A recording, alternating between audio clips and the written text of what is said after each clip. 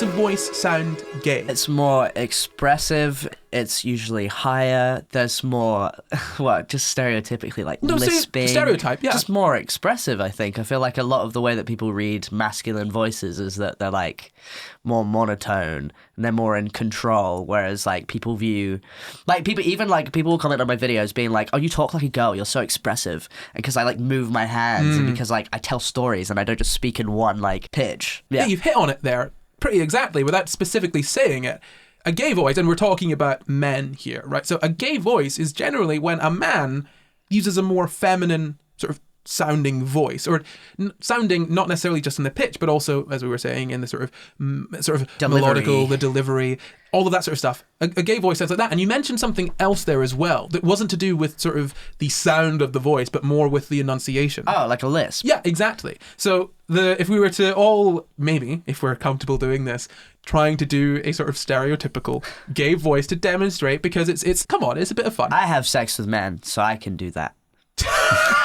No, so exactly. So if we're going to talk about a lisp would be this. So when you're trying to produce those sibilant S sounds, you don't have a clear S sound. You silly sausages. You have your so tongue silly. intruding Having upon a sausage. Exactly. Your silly little mouth. Why is that camp? We'll get there. We'll get there. That's so interesting. It just is. Like my brain is just labeling that camp voice. Don't know why. There's an extreme of lisping, which is the S sound sort of transitions into a th sound. So the letter S is more towards a TH. That's obviously extreme, but how much your sort of tongue imposes on that S sound will change how strong that sort of lisp is. So if you talk like this, like Louis Spence, that's a stronger lisp. Exactly. Or Jonathan Ross. Jonathan Ross. So that's a speech impediment. Jonathan Ross doesn't have a lisp necessarily because he's got the issue with the R. Ross. It's not a lisp. It's an impediment. Jonathan Ross. Right. So, but he was always called camp as well. Yeah. He was like a married man with a wife. Yeah. But he was camp, and it's difficult to say. I think it's in part because of the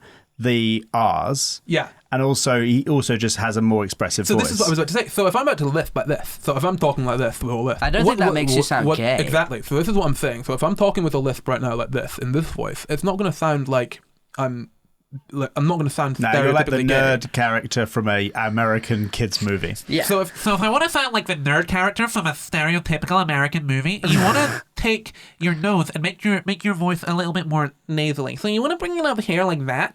And with I love the quadratic equation. I like the quadratic formula. Oh, Lisa Simpson, will you? Like, things like that. Right. That is how you make it sound more like that. See, and so the lisp itself isn't gay. The lisp itself obviously isn't gay, but the lisp itself isn't what makes a voice sound gay. Yeah. It's that with the sort of like more like fanciful way. So if I talk like that, like, "Hey, honey, how are you doing?" Okay, sisters. Corey also has sex with men. This is actually how Corey talks off pod. That's why he's like, I don't know why he puts this voice That's on. his actual sex voice. Hey, Noah. That's what he's been hiding. I say, "Hey, sisters," every single time that I have sex. So and you can do it without the list. So I can talk like this and like, "Oh my sweetheart," like no, sweetheart. This is what you meant by honey, a horny voice. Yeah, this is if it's making you horny. Look, so, like you can talk, and this is why online you can sound very different because when you're presenting something, people tend to go maybe a little into higher pitches as well. I mean, on YouTube, you might notice that a lot of people speak with quite a high voice. If you meet me in real life and I'm not on, as in I'm not acting as though I'm on camera, I will switch very naturally into my normal off-camera voice, which isn't like reaching quite the high heights of this or, going all over the place as much as I do here. I'm very much being expressive, and that can come off as well as being a little bit more gay. Free. Yeah, a little bit free. Like you see it with straight men as well a lot in TikToks as well. If a man who is heterosexual is speaking with the sort of a high range of pitch, people will be like, sus, fruity, or whatever the thing is nowadays. Yeah. So let's get into the lisp, right? Do you think there is any actual scientific basis or statistical basis behind the stereotype of gay men having sort of lispy voices? Like, do you think that's just an association? No. Really? I don't. I think that it's probably almost like a character. It's a caricature that is done in media, and then some people then either for whatever reason they do that, or they want to do that, and that's the way they become, because we change how we act to emulate things we think are cool or whatever. But I would say that statistically, I don't think the majority of gay men will sound like that. I think a lot of it is like based on the people you're around, because like even like I speak in a gayer voice than I did like 4 years ago because I was trying so hard to sound masculine. And then all my friends ended up being gay, and we all have our own little lingo and our own little quirky things. So I think a lot of it has to do with just like who you're around rather than your sexuality actually changing how you speak. Like if you're in a space where there's a lot of people that are speaking a certain way, you're more likely to pick it up. I like how smart you both are. So I found a couple studies. I'm going to talk about one specifically here with regards to the Lisp. So this study looked at that stereotype. They had two clinicians who were unaware of the specific purpose of the study. So it was essentially kind of double blind, right? Yeah. So they took these two people and like, okay, we're not going to tell you exactly what the study is about. So what we need you to do is to study these voices, study all of these voice recordings we've got. So they had audio recordings of 175 gay males, 100 heterosexual males, and 100 heterosexual females for the presence of, and they analyze it for the presence of lisping. Now they had a standardized text that they had to read, and so the two clinicians would listen to those recordings and analyze it for how much of a lisp there was there, right?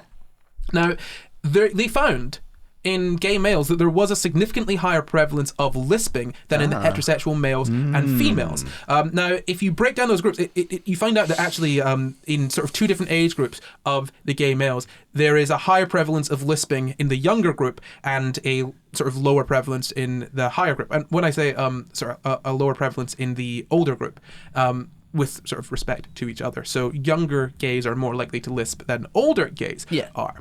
Now, if you look at this in some other ways as well, they didn't find the age of coming out had any influence on lisping. They couldn't find any sort of like reasoning behind this. They said that the origin of high prevalence of lisping in gay men needs further investigation.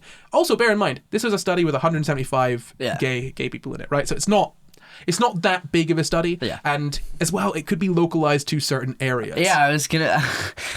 I'm not a scientist, but just if they're just like, we couldn't find any reason, it's just like it's probably just because the older gays were growing up in a more homophobic society.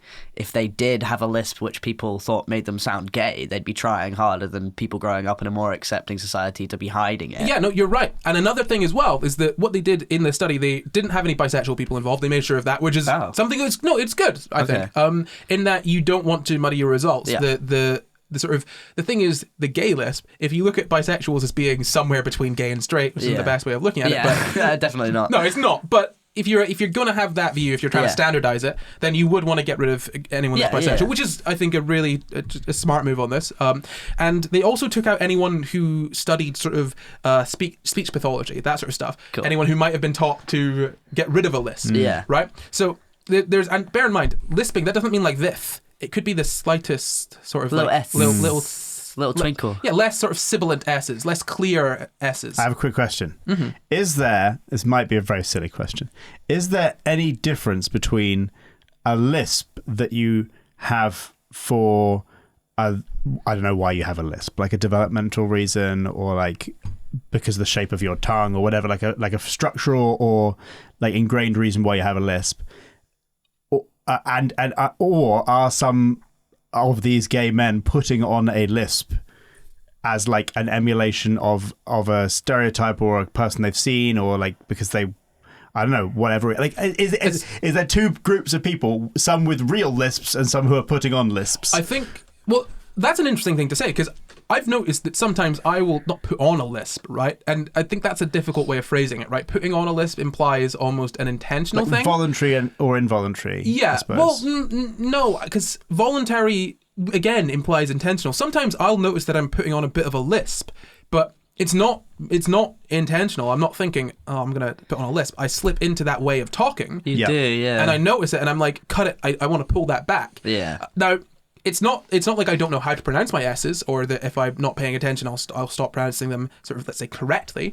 It's just in this sort of mode that I have of speaking, of the number of different modes of speaking I've got. One of these involves slight a slightly more of a lisp. Yeah. So It's when yes, you I'm sure speak that more Scottish. really. Yeah, it's when you speak more Scottish you do that. When I speak more Scottish, I find that I don't have as much of a lisp. I find it's when I'm going more into a sort of a campy way of talking. Yeah, it's when he's doing his little campy thing he if does. I'm doing a little bit of a campy thing, Yeah, like, it's like, oh. so sometimes I'll talk on SCI Guys, and I'm like, and I can feel my tongue. Yeah. Like, I can feel the space Get between my lazy. lips when I'm the space between my teeth that my tongue is filling when I'm saying some of my S's, and I consciously try to pull that back. But yeah, and I'm glad we've brought all of this up. So what to take away from this study is that yes, there could be a higher prevalence of lisping amongst gay men. And look, to get back to that question of yours. Now, okay, yes, there may be some situations where you've got a tongue that is too big sort of for your mouth, like, you know, Jamie Oliver, for example, he's got a big tongue, right? And that's not to be rude, but like That's why he's so good at cooking. Thing. That's one of his things. He's got all those taste buds.